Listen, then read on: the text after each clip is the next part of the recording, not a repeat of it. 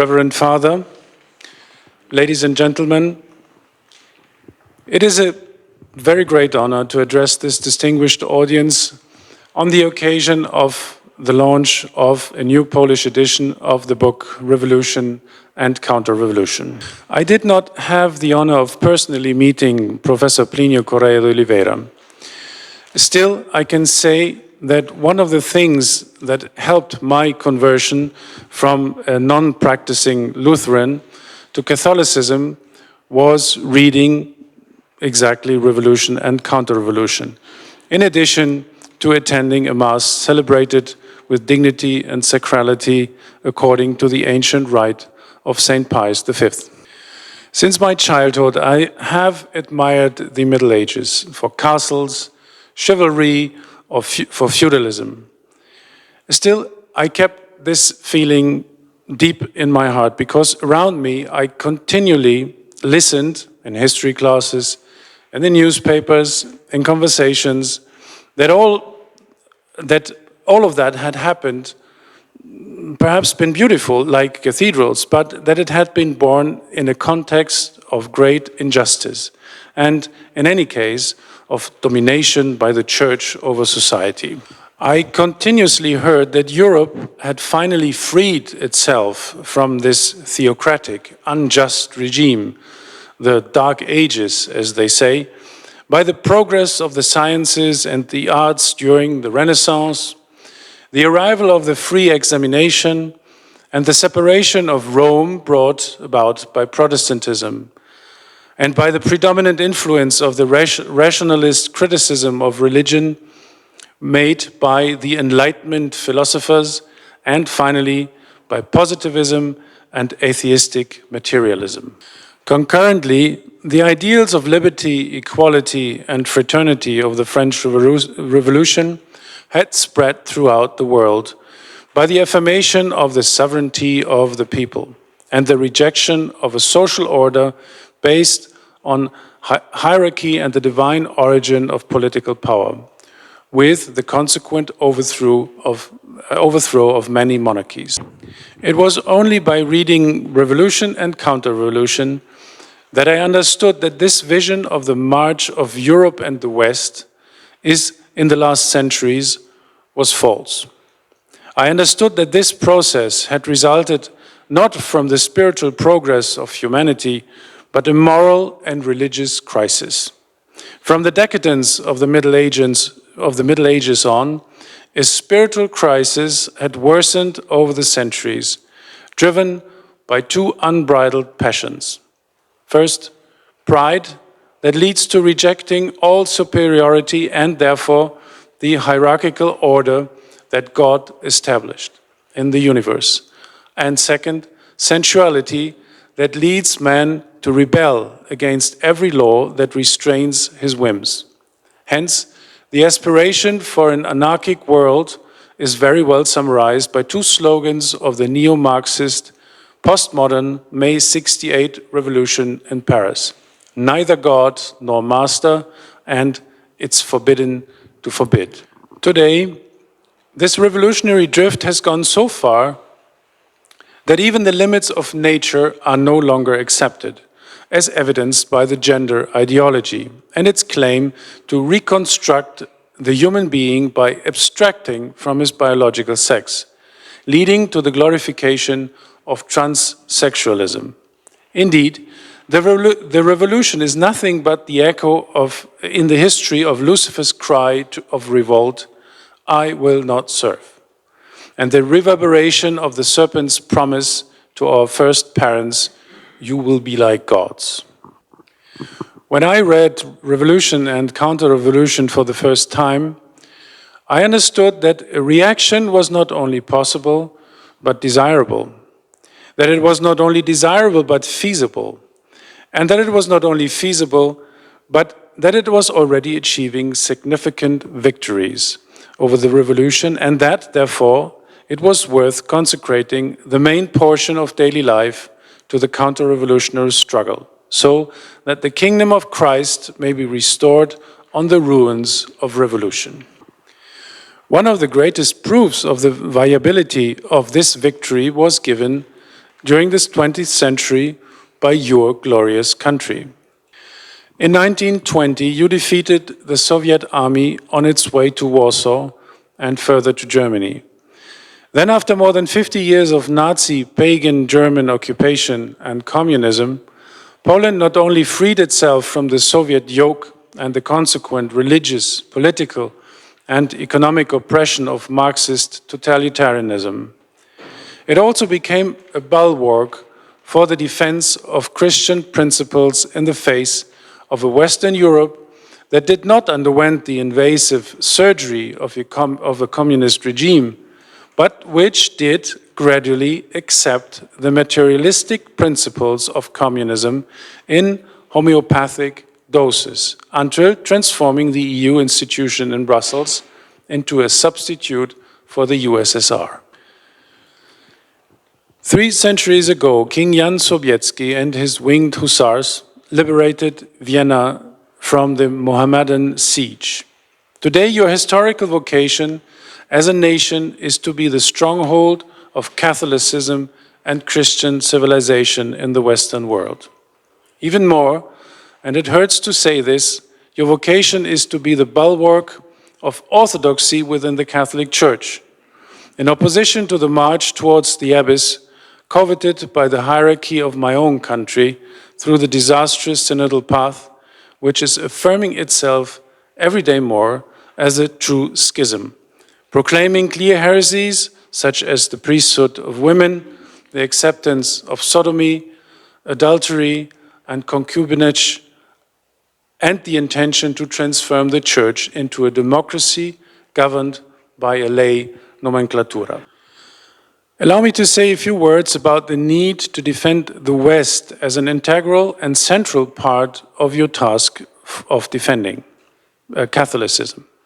This need is not alien to the book whose release we are celebrating. You will notice that Plinio Corrêa de Oliveira often speaks of the West, the Western man, and the Western world. On the one hand, he praises the ties that have united the West to the Catholic Church for centuries. He considers that the very soul of the West is Christianity, and more precisely, the Catholic religion, which is Christianity in its absolute fullness and unique authenticity.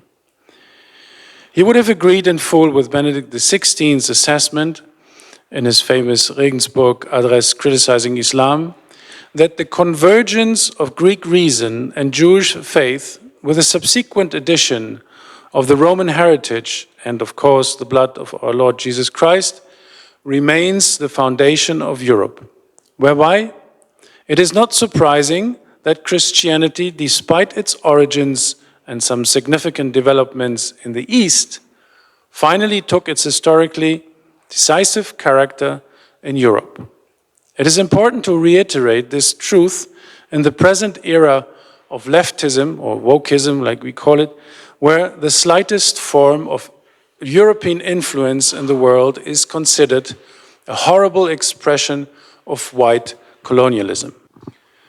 But this exaltation of Europe and the West did not blind Plinio Corrêa de Oliveira, who forcefully acknowledged that today's Western and Christian peoples are mere remnants of Western Christendom, which now are all agonizing under the action of the same evil, namely the revolution. As a matter of fact, the book Revolution and Counter-Revolution describes the revolution as a process that originated in the deepest recesses of the soul and the culture of Western man, insisting on the fact that it is a crisis of Western and Christian man, that is, Europeans and their descendants, Canadians, Americans, Latin Americans, and Australians.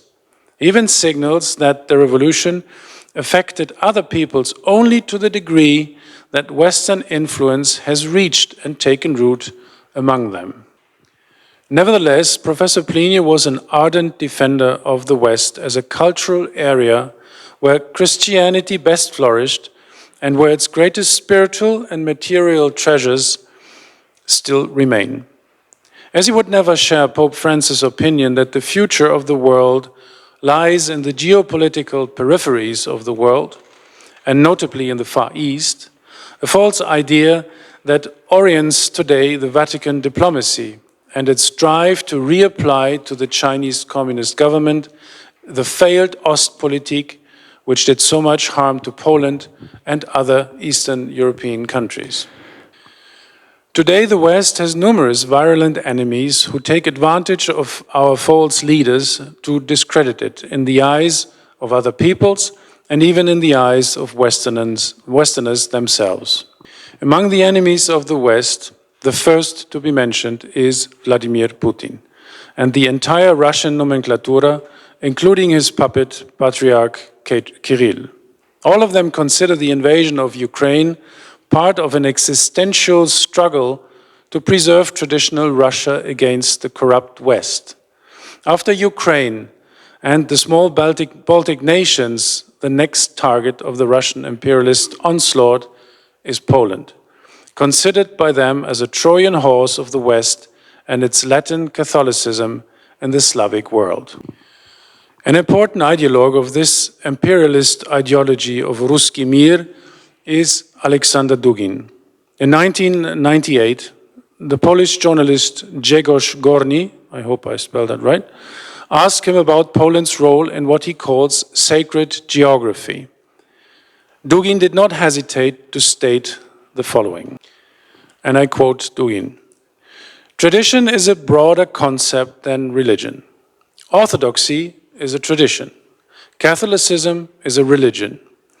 Tradition is able to absorb elements of other religious beliefs without conflict. Religion, on the other hand, comes into conflict with other beliefs.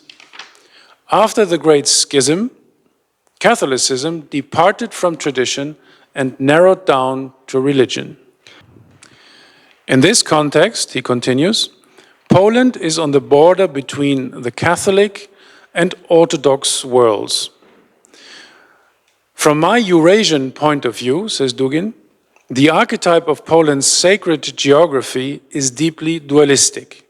On the one hand, a pre-Christian, pagan, magical, heterodox tradition whose roots remain Slavic. On the other, German Roman Catholicism. There is a conflict between them. The situation in Poland is a borderline one. Poland cannot unite religiously with the Eastern world and ethnically with the Western world." Dugin continues, "Poland cannot fully realize its Eurasian Slavic essence because it is hindered by Catholicism, nor by its Western European identity due to its own Slavic character. That is, language, customs, archetypes, climate, and so on." Continues Dugin, "Central European civilization is too weak to withstand the tension between East and West. The countries of this region have to define themselves, either here or there. Polish-Lithuanian civilization did not want to or could not define itself. Therefore, it had to disappear." He's obviously referring to the partition. And now, Poland has to choose either Slavic or Catholic identity. I understand it's hard to separate one from the other, but it's inevitable. There was Dugin. And in a preview of the current invasion of Ukraine, Alexander Dugin dared to make, more than 20 years ago, the following threat. And I quote, "Russia, in its geopolitical and sacral geographic development, is not interested in the existence of an independent Polish state in any form. It is also not interested in the existence of Ukraine, not because we don't like Poles or Ukrainians, but because these are the laws of sacred geography and geopolitics." And he continues, "Poland is in a tragic geopolitical situation. Both they," he means the New World Order, "and we, Eurasians, want to deprive you of your Catholicism. However, our offer is better, because with us you will at least be able to develop and realize your Slavic identity." So, end of quote. Except for the very realistic portrayal of Orthodoxy as cheap mysticism soaked in pagan magic and satanic esotericism, Everything else in the interview is false. Because just as there is no incompatibility between faith and reason, there is also no incompatibility between Slavism and Catholicism. Much to the opposite, what made Polish culture such a great culture that gave artists, intellectuals, and scientists among the best of the best in the West was precisely the fact that it was evangelized by missionaries of the Latin Church who connected your elites and your people with the best elements of the Latin culture. But note, at whom is Dugin, Putin, and Kirill's hatred ultimately directed? It is at the Catholic Church for the supposed crime of having shaped the West with the alliance of faith and reason, with the harmonious coexistence of the individual within the community, something non-existent in the Russian steppes. What is more surprising, however, is the sympathy the ideological attacks on the West finds in some currents of the political right, as well as among traditionalist Catholics, both in Europe and the Americas. The allegation is that today the West identifies itself with the spurious forces that intend to install a globalist new world order. The invasion of Ukraine is then justified as the first battle of Christian patriots against anti-Christian globalists. Interestingly, they pretend not to listen to what Dugin said in the interview, as mentioned earlier, namely that not only the New World Order, but also Eurasianism aims to deprive Poland and the West of Catholicism. My friend and colleague, Mr. John Horvath, Vice President of the American TFP, addressed that issue in a recent article entitled "A Global Culture War That the West Must Win." He points out that two notions of what is meant by the West, one true and the other false, are at the center of today's cultural battle. The true Christian West corresponds to the bloc of nations connected to a European past and its rich Christian culture, sharing Christendom's metaphysical and religious vision of life. This civilization developed systems of law, education, logic, and morality centered around God, His law, and the Church. Obviously, today's postmodern secular society rejects this model. The second and false concept of the West, continues Mr. Horvath, is the one associated with the same bloc of European-linked nations, but it embodies a rules-based order that sustains sexual liberalism as the political system of modernity. This pseudo-West borrowed enormously from the Christian West rational infrastructure. Still, it suffers from the darkness of Enlightenment thinkers who promoted an individualist, materialist, and hedonistic world that promotes abortion, sodomy, and euthanasia as human rights. If the true Christian West is the baby, the Davos-driven version is the dirty bathwater, writes Mr. Horvath. Marxists and liberals hate the values of the true Christian West, while enjoying all the comforts and advances that came from it.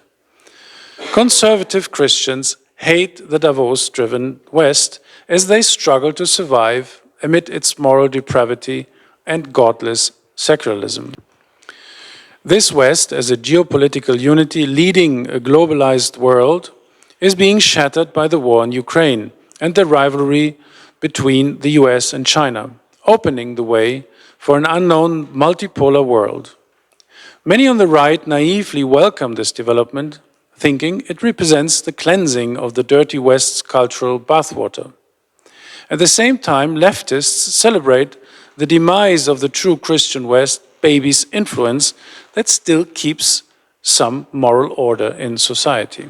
As we saw in Dugin's 1998 interview, Russian ideologues hate the traces of Catholicism in the true Christian West and reject its rational order, dreaming about a primitive, mystical, tribal, and communal Russia.